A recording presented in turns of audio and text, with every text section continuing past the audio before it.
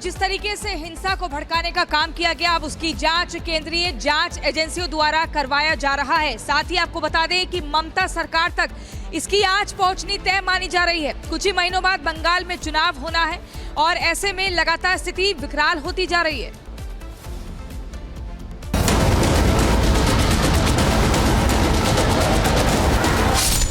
बंगाल में हिंसा पर लगाम लगाई जा चुकी है, लेकिन अब बंगाल में सियासी उबाल जारी है। एनसीडब्ल्यू की टीम पहुंच रही है, एनएचआरसी की टीम जांच कर रही है, राज्यपाल का दौरा हो रहा है। बंगाल में वक्फ कानून के नाम पर की गई हिंसा और उपद्रव के बाद अब इलाज का दौर जारी है। मुर्शिदाबाद हिंसा में अभी तक 310 लोगों पर केस दर्ज कर गिरफ्तारियां की गई हैं, लेकिन अब जांच एजेंसियों का पहुंचना जारी है। पहले महिला आयोग की टीम निकली, फिर मानवाधिकार की टीम पहुंची और उसके बाद राज्यपाल खुद भी रवाना हुए। पश्चिम बंगाल हिंसा के बाद ममता दीदी चाहे जो भी कहें, लेकिन अब मुश्किलें तो बढ़ना तय है, क्योंकि जांच एजेंसियां अब लगातार अपनी रिपोर्ट केंद्र सरकार को सौंपेंगी, जिसके बाद एक्शन ताबड़तोड़ होगा। What has happened there is something which should never have happened. You know, the dance of death, if I may say so, that is going on wantonly on the streets of Bengal in many places. This kind of cult of violence can never be tolerated at all. We should have a concerted effort at this. All stakeholders have to come together. After visiting the field and sharing the feelings of the people there, the sufferers, the victims, I will certainly have a plan of action to take it in a mission mode, that is to fight against violence at any cost.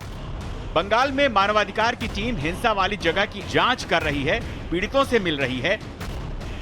BJP कह रही है कि ममता दीदी का प्रशासन नाकाम रहा है, तो दीदी की पार्टी कह रही है कि सभी जरूरी कदम उठा लिए गए हैं। देखिए, जिस प्रदेश की सरकार एक अमन चैन का वातावरण तैनात नहीं कर सकती, उस प्रदेश की सरकार को सरकार में रहने का औचित्य नहीं होता। देखिए, प्रशासन की ओर से और राज्य के मुख्यमंत्री ने हर कदम उठाया है, लेकिन हम लोग विगत सालों में भी देखे कि पश्चिम बंगाल में हमेशा जो है कमीशंस को भेजा जाता है, जिससे कि और भी पश्चिम बंगाल को एक बदनाम करने की कोशिश।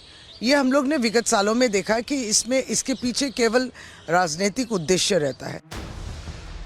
बंगाल हिंसा का सच क्या है, अब ये जांच एजेंसियों के एक्शन के बाद सामने आने वाला है, जिससे ममता सरकार अब सकपका रही है। Bureau report, Republic Bharat.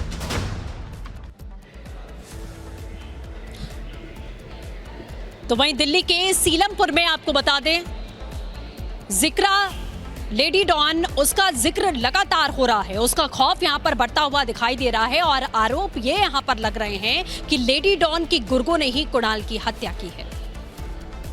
तो वही कुणाल की मौत के बाद दिल्ली में किस कदर लोगों के भीतर गुस्सा है, वो आपको दिखाएंगे। लोगों ने अपने घरों के बाहर मकान बिकाऊ हैं के पोस्टर लगा दिए हैं। योगी सरकार मदद करो, इस तरह की गुहार की जा रही है। लोग पलायन करने के लिए मजबूर हैं, डर में है, खौफ में है। पूरी खबर इस रिपोर्ट में देखिए।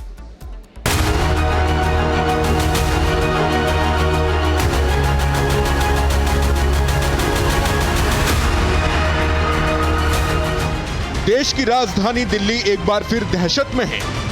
वजह है लेडी डॉन जिक्रा, जिस पर आरोप है कि वो चुन चुन कर हिंदू लड़कों की जान ले रही है। लेडी डॉन जिक्रा पर आरोप है कि वो अब तक 6 से 7 हिंदू लड़कों की हत्याएं करवा चुकी है। एक लेडी डॉन का लड़की का नाम सामने आ रहा है, वो लड़की कौन है? इचरा नाम है उसका, इकरा। ये कौन है? ये लड़की बदमाशी करा रही है और गलत काम भी कराती है, सारे धंधे करवा दिए आजकल। और ये पिस्टन अभी पकड़ी गई थी 15-20 दिन पहले, 2 पिस्टनों के साथ। इस पर मुकदमा दर्ज है, ये जमानत पे बाहर है। क्या उम्र होगी लड़की? उम्र होगी 16-17 साल उसकी भी। नाबालिग है? नाबालिग है। आप ही लोगों को टारगेट क्यों करते हैं? हम लोगों को टारगेट करते हैं क्योंकि हम जो है ना इनका विरोध करते हैं, गलत जो ये हरकत करते हैं हम इनका विरोध करते हैं, इस चक्कर में टारगेट बनाते हैं। दावा है कि दिल्ली के सीलमपुर इलाके के हिंदू लड़के लेडी डॉन जिक्रा के टारगेट पर हैं। वो पूरा गैंग लेकर चलती है। सीलमपुर की गली बस्तियों में लेडी डॉन के गुर्गे खड़े रहते हैं, जिसकी वजह से वहां रहने वाले लोगों को आने जाने में परेशानी होती है। गुरुवार को इसी लेडी डॉन के गुर्गों ने सीलमपुर में ही रहने वाले कुणाल नाम के हिंदू लड़के की हत्या कर दी, जिसके बाद वहां हिंदू डरे हुए हैं। बताया जा रहा है कि कुणाल गुरुवार को दूध और ब्रेड लेने के लिए घर से निकला था। लेकिन लेडी डॉन जिक्रा के 10 से 12 गुंडों ने कुणाल पर चाकू से हमला किया और कुणाल की हत्या कर डाली। जब से परिवार वालों को कुणाल की हत्या की खबर मिली है, परिवार वालों का रो रो कर बुरा हाल है। तो राम कुमार नाम का क्लिनिक है डॉक्टर साहब का, तो क्लिनिक के आगे भी वारदात हुई है, सरेआम हुई है। कोई ये नहीं चोरी छुपे या आड़ में हुए, सरेआम हुई है। और यहाँ तो आम बात है ये हरकतें होना, इसीलिए हिंदू पलायन कर रहा है। बांग्लादेश बनने की नौबत आ रही है और ये नौबत अगर कोई लाएगा तो यहाँ प्रशासन लाएगा। हमारी तो रेखा गुप्ता जी से गुहार है कि आगे इसको बांग्लादेश बनने ना दिया जाए। हमें योगी मॉडल की जरूरत है और वो यहाँ जल्द से जल्द लागू किया जाए। बड़ी बात यह है कि अब तक लेडी डॉन जिक्रा का गैंग कई हिंदू लड़कों की जान ले चुका है, लेकिन आरोप है कि ना तो लेडी डॉन जिक्रा पर पुलिस ने कड़ी कार्रवाई की और ना ही उसके गुर्गों पर सख्त एक्शन लिया गया। दिल्ली पुलिस के ढुलमुल रवैये से सीलमपुर में रहने वाले हिंदू बेहद डरे हैं। कल कुणाल के हुए मर्डर के बाद इलाके में रहने वाले हिंदुओं ने तो अपने घरों के बाहर पलायन वाले पोस्टर तक लगा दिए हैं। स्थानीय लोगों का कहना है कि यहाँ उनके बच्चों की जान को खतरा है, इसलिए वो घर दुकान बेचकर यहाँ से पलायन करने को मजबूर हैं।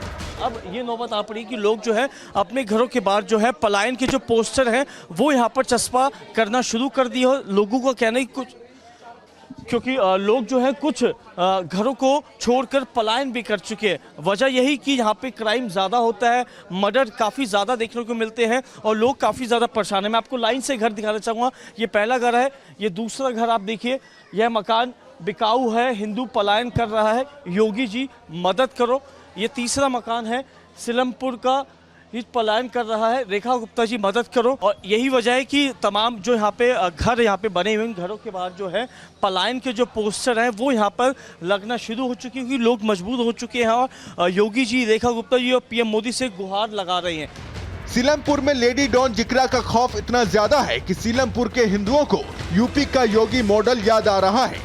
इलाके के हिंदुओं का मानना है कि सीएम योगी जैसे बदमाशों को ठीक करते हैं, उसी तर्ज पर लेडी डॉन जिक्रा के गैंग पर एक्शन हो, बदमाशों की कमर तोड़ी जाए और इनके घरों पर बुलडोजर चले। हम ये कहना चाहेंगे कि और अन्य बिरादरी में जो मरे हुए हैं वो तो अलग हैं।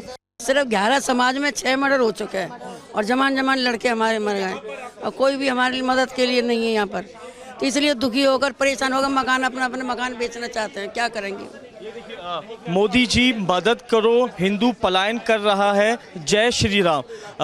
कितना अपराध है, कितनी क्राइम है? ऐसे कई पहले भी मर्डर हुए हैं। 5 मर्डर पहले हो गए, 6ठा मर्डर है। 6ठा मर्डर में कोई भी कुछ नहीं कर पाया। गुस्सा क्यों नहीं है सर, आप बताइए। हमारे 6 घर के सदस्य मारे गए और आप देखो चौक पे, आप किसी भी टाइम देखो चौक पे ऐसे नारे लगाते हैं, हल्ला मचाते हैं और तिलक वालों को देख कैसे मारा जाता है। कुणाल को मारने में जो 10 से 12 लोग शामिल थे उसमें साहिल और रिहान भी थे, लेकिन जब हमारी टीम साहिल के घर पर पहुंची तो वहां ताला लगा मिला। इस वक्त हम आरोपी साहिल के घर के बाहर मौजूद है, जहां पर ताला जड़ा हुआ है। आप तस्वीरों में देख सकते हैं घर के अंदर ताला लगा हुआ है। हमने आसपास के लोगों से ऑफ कैमरा बातचीत करी तो लोगों का कहना है कि कल से पूरा परिवार गायब है। दरअसल आपको बता दें, सीलमपुर के जे ब्लॉक में कल शाम 7:30 बजे के आसपास कुणाल नाम के शख्स की बेरहमी से हत्या कर दी थी। उन हत्या के अंदर कुछ आरोपियों के नाम जो थे वो सामने आए थे, जिसमें एक आरोपी साहिल है जो कि फरार है पुलिस की गिरफ्त से और घर के बाहर जो है ताला लगा हुआ है। कुणाल की मौत के बाद दिल्ली में प्रदर्शन हो रहे हैं। इलाके के हिंदुओं की मांग है कि कुणाल के आरोपियों को फांसी हो। अभी रेड चल रही है, कुछ ज्यादा डिवेल नहीं कर सकता, इन्वेस्टिगेशन जारी है, अभी रेड कर रहे हैं हम। प्लीज मैं बता दिया, अभी रेड चल रही है।